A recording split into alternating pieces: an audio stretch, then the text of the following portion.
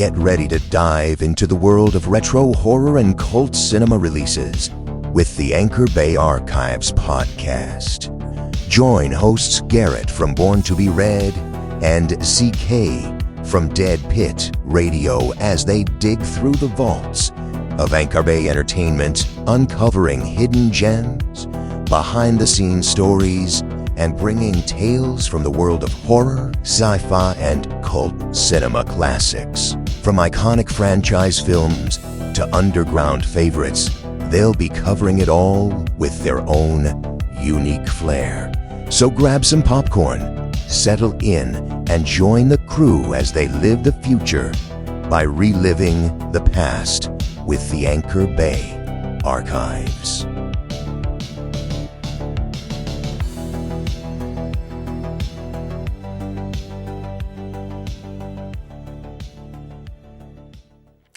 Howdy, folks, and welcome back. Episode 2 of the Anchor Bay Archives podcast. I am the Creepy Kentuckian. And I'm Garrett over at Born to Be Rad, and welcome to Anchor Bay Archives. We got a big show tonight. We got some special guests that were in the mix of Anchor Bay for a long time. We got the two Mikes down there. We got Mike Slipcase Felsher, and we've got Mike Ortiz, former members of the Anchor Bay team. Guys, welcome to the show.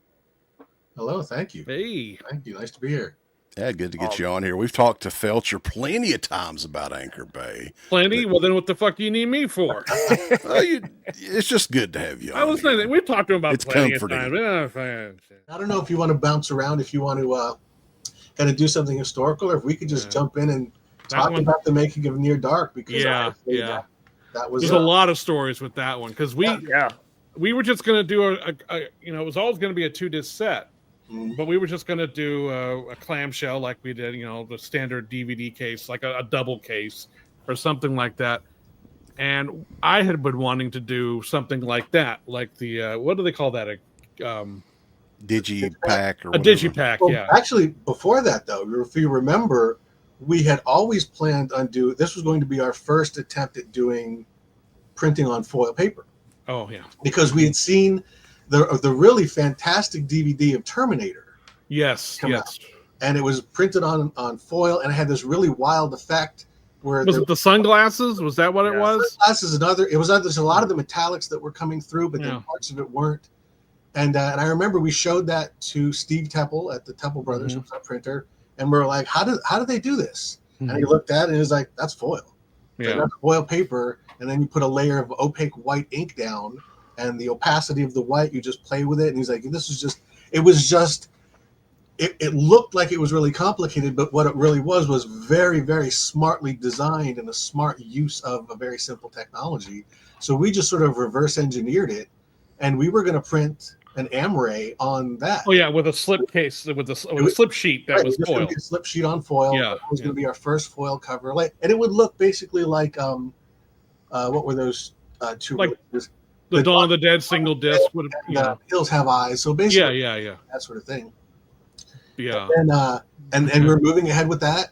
And then one day, one of the brand managers at Anchor Bay, I believe it was Flo Schultheis. I think it was Flo, yeah. Came into my office and she was like, "Remember that bad taste Digipack that you guys did? How much did you pay for that?" It was like $4. $3. $3, yeah. It was way over the top. Just for the printing of the thing. Because we did a lenticular that didn't work at all. Right, and it was kind of very different. If you look at the packaging itself was $3 per. That's how much we paid.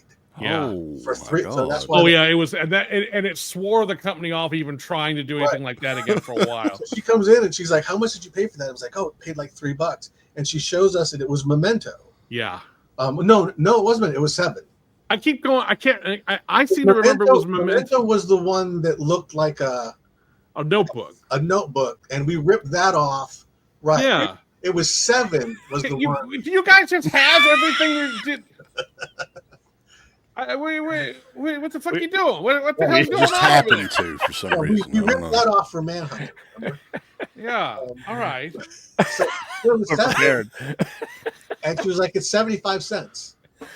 Oh yeah, and then you came into my office. 75 cents. Hold on, and I ran into your office, and I went, "Oh yeah, this is great, but yeah, we can't do this. How much was this? 75 cents. 75 cents. Right, like, and then we ran into Tom Bambard's office, and we're like, we can do this for 75 cents. 75 cents. And we could. It's like let's do this on Near Dark. And so we had never worked with this company. We reached out to them. Their sales rep reached out to us, sent us templates, and we took the design that we were going to do and completely reformatted it for this thing, basically in a day's time, and had to design that inner digi because we hadn't had that design. The inner digi, let's get you guys ready. The inner digi was completely ripped off from Unbreakable. I don't know if you remember. Yeah, do you have the Unbreakable one back there somewhere? I do not. Yeah. This one? Son of a bitch! If you look at the inside digipack of that, just rip that whole idea off for the digipack. We played homage to it. Yeah, I mean, this kind of wispy, smoky background. Yeah. All of that was just lifted because we had to do that in a short period of time. That's a cool story, man. Yeah, and if you look at the inside digi of Near Dark, you'll know each of the characters has their own panel, and then each one of them has their signature. Now, yes, Mike is Jesse. Mm-hmm. Rob Webb, another one of our designers, was Severin. Jill Valuette was May. Mm-hmm. Adrian Pazdar, Caleb was Dave Zupek, and I was Homer. Yep. So yeah, each one of us signed it as if we were signing the characters. Yeah, and then I wrote the booklet. I wrote all the stuff in the booklet. Yeah, that's what I was thinking. I was going to what do you what was it? What do you mean by a lost movie? That was kind of the theme. Yeah. And it's interesting because it became a lost movie again. Sort of after what we did. That's what I was going to mention, because that came out in 2002, and that's the last transfer of that's been done. Was the one that we did 23 years later, and that's still the definitive version, in my opinion. I agree with you, because the Twyla cover, no, thank you, but and my favorite memory about there were two. One is that if you look on the cover, on the back, there's a horizon that goes actually around the whole cover, and we couldn't get that horizon to line up. Right. So it would go on the back cover, and then if you looked at it on the spine, the horizon would be in two different places. Right. And we tried it was right on the file, but when they manufactured all the samples, it never lined up. So Mike and I at some point were just like, it's too late. We can't do anything about this. We're just going to have to live with it. We get the final in, and we're walking around and go, the horizon lined up. The horizon lined up. And we're just, it's like we couldn't have been happier if we just had a baby. Yeah. The other thing I always remember about Near Dark was that cover sat in our marketing manager Tom Bambar's office on his shelf, and the way that the sun came into his office, if you walked by his office and just looked at the Near Dark cover as you're passing, you would see the sun rise and set in the cover, and it was so cool. There were oftentimes I would just back up, walk again, back up, and walk again, and if he looked up, he would just see me walking back and forth in front of his office. I'm like, all right, what? Oh man, Near Dark was great. That was, and when we got I remember Jay Douglas, who was not sold on that idea that much, but he went along with it because he saw the potential. But he was just kind of like, I don't know. When the final came in and on the foil paper, he was walking around like his daughter had just he was a granddad. He was like he would have been passing out cigars to everybody. I mean, it was that was a clear example too, because I remember I picked that up at Best Buy, where the cover art itself, it sold it. Like that sold it itself. It made it look that was the idea, because a lot of people had never heard of that movie. I mean, it was just like, so we were essentially reintroducing it.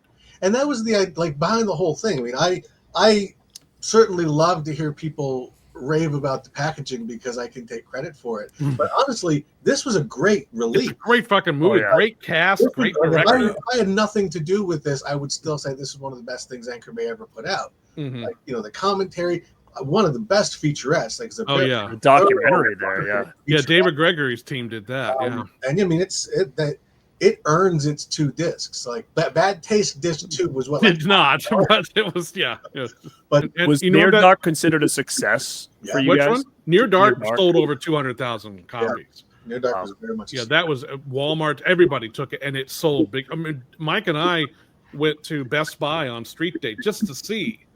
And I think 3 or 4 people picked it up while we were standing there. That was always fun. That was always good. We used to do that a lot, especially with the like Dawn of the Dead stuff like that. It's just we would just like be like looking over this thing. He's picking it up. He's going to check out with it. You know, it's just like, and Near Dark, just again, you know, that one just had such a, the fans who knew about it were going to buy it no matter what, but that it really was a great one to catch people's eye and go, oh, what the hell is this? Bill Paxton. Oh, I know him. Lance. Oh, I know who that is. You know. Yeah, I mean, everybody in there had gotten some additional attention, even Catherine Bigelow. Oh yeah. But I think that's people were realizing this was one of those lost gems, and I think that's and you guys have actually kind of pointed this out. I think on your show before, talking about some of the older Anchor Bay stuff, is there was so much stuff that they brought to a new audience, and by giving it these kind of treatments, especially historical treatments where it's not just the movie, you're understanding this movie's place in a larger scheme of things, either through commentaries or featurettes, that like, you know, it really didn't just present people these movies, it also kind of taught them why they're great movies. Make sure you follow us on Instagram at Anchor Bay Archives. Listen to the full uncut podcast on Apple Podcasts and Spotify. And make sure you follow both YouTube channels at Born to Be Rad and Dead Pit for more exclusive video content.